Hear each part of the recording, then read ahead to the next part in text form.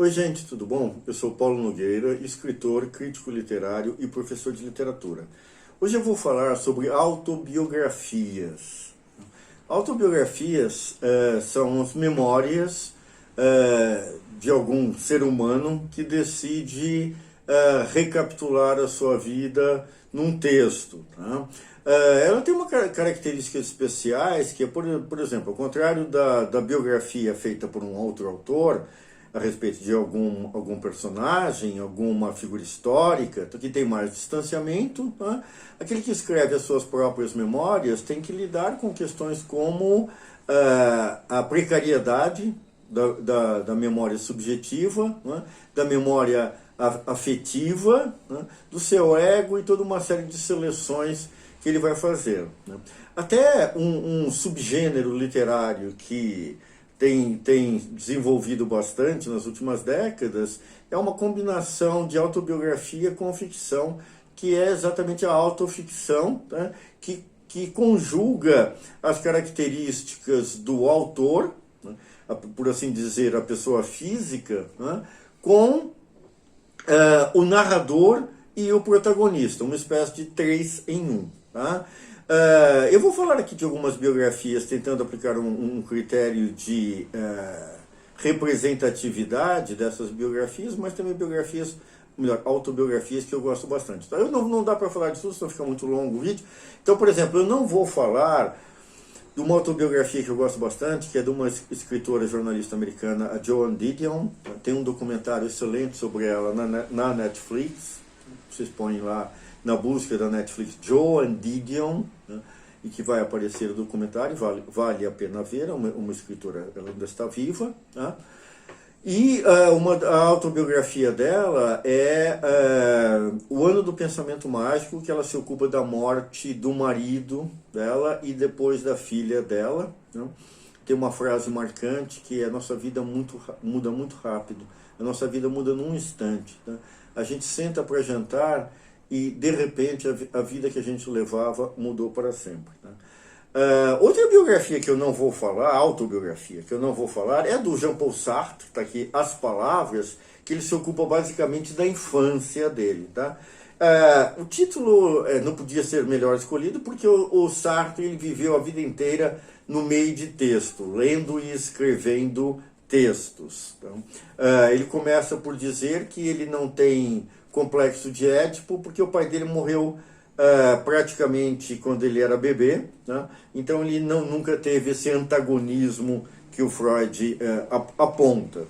Outra biografia que eu não vou falar, mas é muito bacana, autobiografia, é a do Casanova. Sim, o Casanova, aquele próprio grande sedutor da história, né? Pau a pau aí com o Dom Juan, que é uma figura mítica, não é?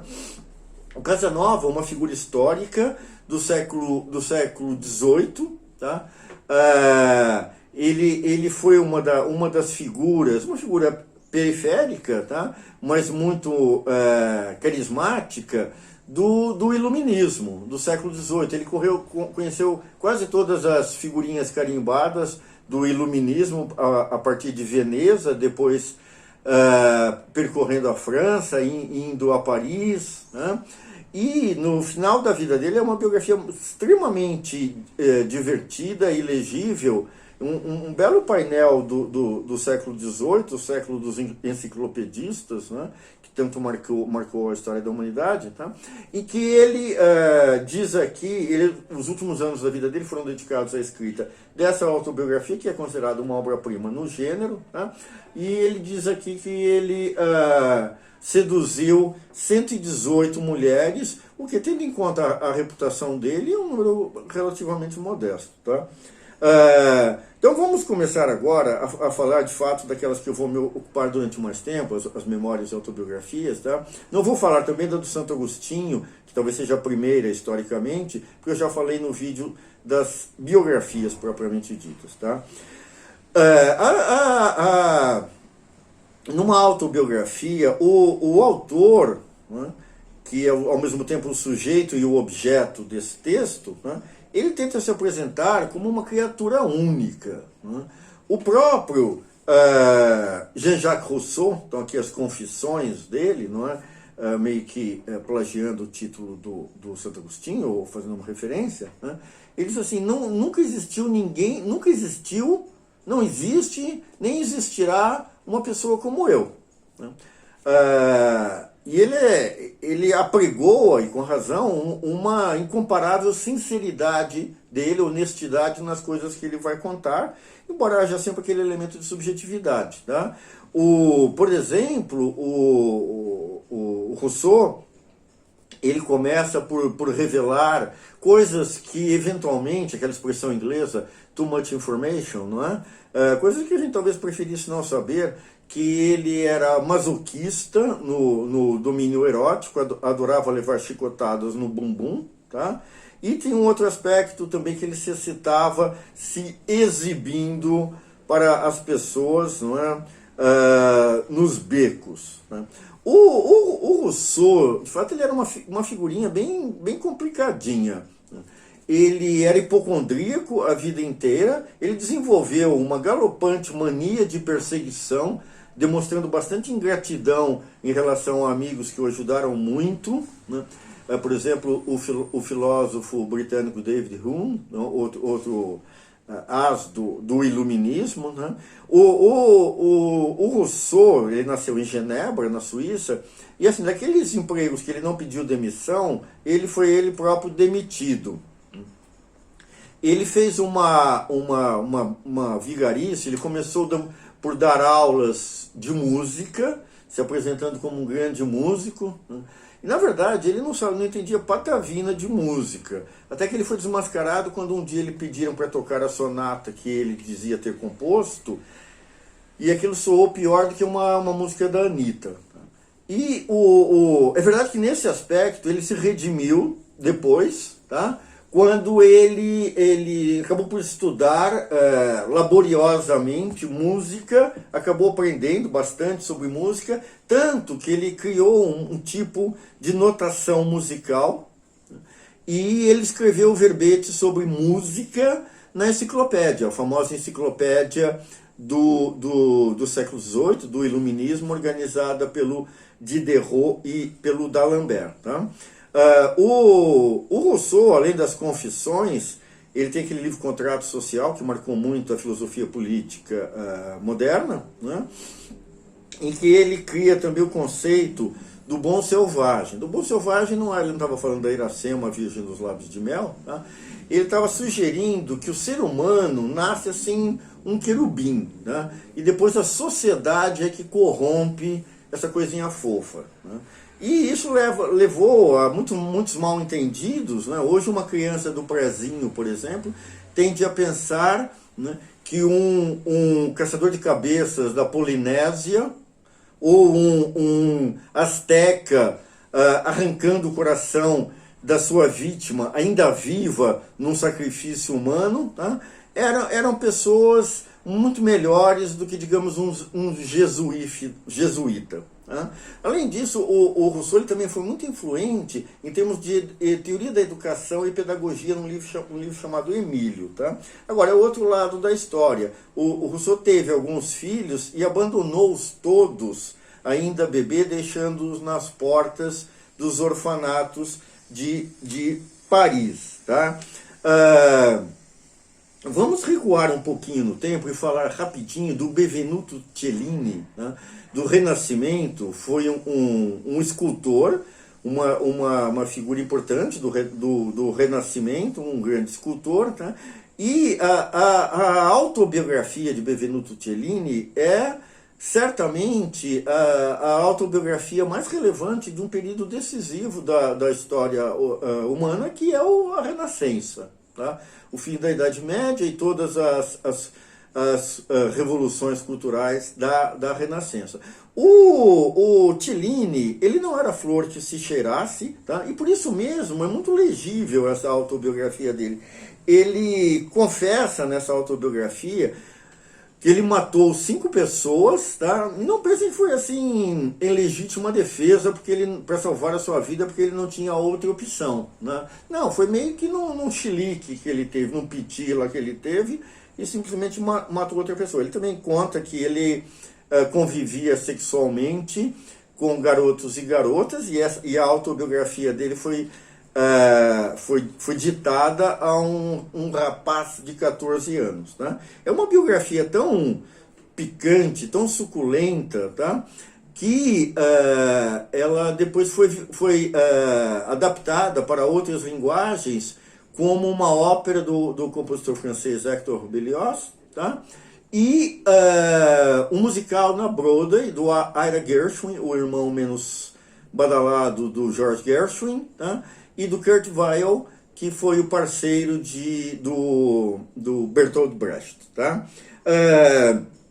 Vamos agora dar um pulão para o século XX, tá? Falar do Paris é uma Festa, tá? Uma autobiografia sobre um determinado período da vida do Ernest Hemingway, quando ele vivia exatamente em Paris, não é? Aquele grupo de expatriados, aquele que ficou conhecido como a geração perdida, né? E que protagonizaram uma série de revoluções, de inovações na expressão artística em geral, não apenas na literatura, mas na pintura, na música, na dança, etc. Tá? O Hemingway, borrando bastante as fronteiras entre fato e ficção, ele conta um monte ali de cascata, né? Eu acho que até já comentei aqui um episódio que ele conta nesse livro, de que ele estava tomando umas e outras, ou melhor, tomando todas, tá? Com outro escritor americano, Fitzgerald, num boteco lá parisiense, num bistrô, tá? E aí o Fitzgerald estava meio jururu, porque ele achava que o equipamento viril dele deixava bastante a desejar, que tamanho é documento. Aí, segundo conta o Hemingway, ele falou, vamos lá ao banheiro que eu vou fazer aqui vou dar uma checada aí no material, tá? E depois, não, fica tranquilo que tá tudo bem, tá? Outra coisa que o Hemingway conta, embelezando muito a história, se mostrando como um artista assim, abnegado e sofrido, pelo menos nessa época, né? É que ele diz que ele era tão pobre, ele vivia lá com a sua primeira esposa, numa água frutada em Paris, tá? E eles muitas vezes não tinham grana nem para comer, tá? Então ele disse que ele pegava o bebê dele, punha lá no carrinho do bebê, dava um pulinho assim, furtivo, um dos jardins parisienses, por exemplo, o Jardim de Luxemburgo, tá? E discretamente estrangulava uns 2 ou 3 pombos, enfiava debaixo das cobertas do bebê no carrinho, e aquele era o almoço deles, tá? Nessa mesma época, e o Ernest Hemingway frequentou bastante a casa dela, que a casa dela era uma espécie assim de santuário ou caravansarai da arte modernista. Tá? Estou falando da escritora também americana, mas que viveu a maior parte da vida dela em Paris, tá? Que ela era casada, a Gertrude Stein, tá? Ela era casada com uma senhora chamada Alice B. Toklas. Tá? E a Alice B. Toklas publicou, eu tenho aqui, a autobiografia de Alice B. Toklas, tá? Escrito na primeira pessoa, porém, quem verdadeiramente escreveu esse livro foi a Gertrude Stein, embora narrando como se fosse a Alice B. Toklas, tá? O que leva aqui a questões um pouco entre embaraçosas e hilárias, tá? Que em determinado momento a Alice B. Toklas, que na verdade é a Gertrude Stein, tá? Escreve o seguinte, professa o seguinte, tá? Eu só conheci 3 gênios na minha vida, tá? O Alfred Whitehead, que é um filósofo inglês, ali, parça do Bertrand Russell, tá? Então, Alfred Whitehead, o Picasso e a Gertrude Stein. E dos 3, sem dúvida, a mais genial de todas é a Gertrude Stein, tá? Ela também...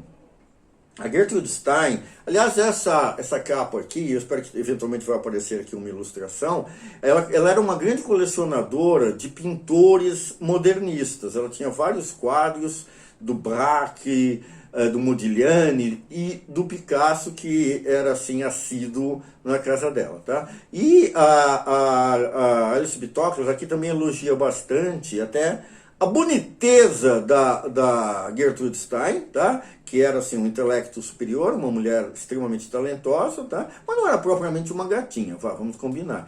Mas a Alice Bitocas diz aqui, toda embevecida, a Gertrude, quando ela se arruma, ela fica igualzinha ao general da Guerra da Secessão. Um livro extremamente legal, divertido e cativante para ser lido, e dá um retrato muito bom de todas esses titãs do modernismo que estavam em Paris nessa época, tá?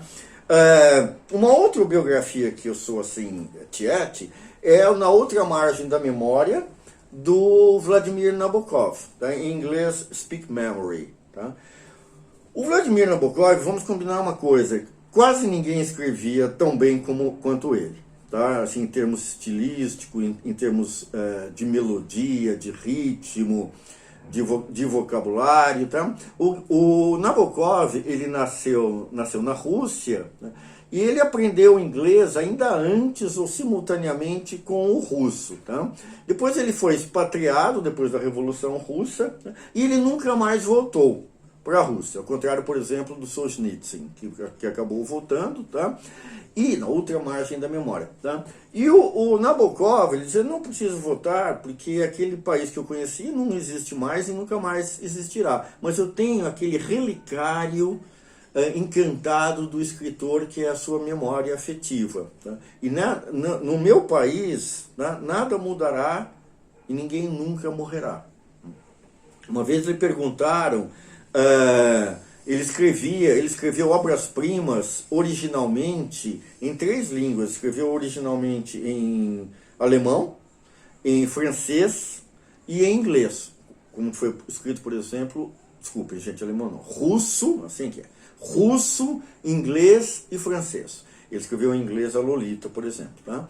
E uma vez perguntaram qual língua dessas 3 línguas ele considerava mais bela, tá? Ele diz o seguinte: o meu ouvido responde o francês, o meu espírito responde o inglês e o meu coração responde o russo, tá? Então o Nabokov, ele era um nostálgico nesse aspecto, tá? E que me lembra um pouco um verso de um poeta brasileiro, a minha pátria, não o Fernando Pessoa com aquela coisa de a minha pátria é a língua portuguesa, até que virou meio um clichê, uma platitude, não é? Mas o verso de um poeta brasileiro que diz o seguinte: a minha pátria é a infância, por isso eu vivo no exílio. Somos todos exilados de alguma forma desde o momento que a gente se torna adulto, tá? Vamos agora viajar rapidinho para o Brasil, tá? E falar daquele que é talvez o maior memorialista da literatura brasileira, que é o Pedro Nava, um médico mineiro, né? Grande literato, e a gente sabe como é que são os literatos mineiros. Eles assim puxam o carro rapidinho para o Rio de Janeiro, foi o caso do Pedro Nava, cujas memórias, tá, compreendem cerca de 4.000 páginas e 7 volumes, começando por O Baú dos Ossos e terminando por Cera das Almas, tá? É uma leitura fascinante, porque o Pedro Nava era um erudito, tá? E é um grande painel da cultura brasileira no século XX, em vários âmbitos, inclusive de costumes, tá? Ou mesmo a cultura popular. O Pedro Nava, infelizmente, com 80 anos, ele se matou num banco de uma praça no bairro da Glória, no Rio de Janeiro, com um tiro na cabeça. Concluindo aqui esse vídeo, vamos continuar estranhamente no Rio de Janeiro, no Brasil, porque foi lá que deu aulas, tá? Um dos maiores físicos do século XX, o Richard Feynman, tá? Autor dessa deliciosa, tá, suculentíssima autobiografia, cujo título já diz muito. Só pode ser brincadeira, Sr. Feynman. O Feynman era uma figuraça extremamente, enfim, além de ser um gênio, ele era muito espirituoso, era um excelente professor, tá? Um menino prodígio. Com 20 e poucos anos, ele deu uma conferência na Universidade de Princeton, nos Estados Unidos, e uma das pessoas que estava na plateia era um certo Albert Einstein. Tá? E no melhor espírito científico, ele sempre tentava demonstrar, se possível no ato, empiricamente, as ideias dele. Tá? E para desafiar os interlocutores que diziam que a urina só era vertida simplesmente devido à lei da gravidade, ele não teve dúvidas. Ele plantou bananeira ali, tá? E fez xixi de cabeça para baixo, tá? Provando que eles estavam errados. Tá? O Feynman, ele também participou, Prêmio Nobel de Física, ele participou do chamado Projeto Manhattan, que foi que construiu a primeira bomba atômica nas instalações em Los Alamos, no Novo México, nos Estados Unidos. Ele, no começo, ele tinha recusado o convite para participar dessa equipe, tá? Mas aí ele percebeu que havia uma possibilidade dos alemães, dos nazistas, chegarem primeiro à bomba atômica. Né? E ele disse, isso não pode acontecer de jeito nenhum, porque senão vamos todos virar escravos do Hitler. E isso está fora de questão. E ele foi o único, quando houve um teste da bomba atômica, ele foi o único presente lá que teve peito de tirar os óculos escuros e observar a olho nu aquela explosão. Ele disse que o principal problema eram os raios ultravermelhos. Né? E o para-brisa de um caminhão atrás do qual ele se refugiou filtrava esses raios, então ele viu isso a olho nu. Tá? O Feynman teve uma boa temporada lecionando, dando palestras no Rio de Janeiro. Né? Ele foi recepcionado por que era o maior físico brasileiro da época, o César Lattes. Tá? E o César Lattes, ele aprendeu português, o Feynman, tá? E o César Lattes deu para ele um dicionário de português e inglês e falou, Richard, seguinte, o que você precisa aprender mais rapidamente aqui é a palavra pegação. Tá? Gente, os homens são todos iguais, não é? Ou não pensam, ou só pensam naquilo ou não pensam em outra coisa, tá?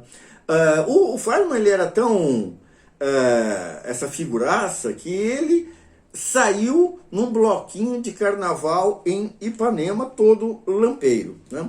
E ele dá também uma das melhores definições da mecânica quântica, tá? Que é uma forma de conhecimento, um método científico, um campo da ciência, uma abordagem científica, tá? Famosa por ser bastante abstrusa, arcana, tá? Críptica. Tá? Então ele diz o seguinte, gente, todo aquele que professa entender de física quântica é porque não entende bolhufas de física quântica. Espero que vocês tenham gostado desse vídeo. Se gostaram, ativem o sininho, se inscrevam no canal para vocês receberem as notificações dos próximos, tá bom? Tchau, gente, fiquem bem. Tchau.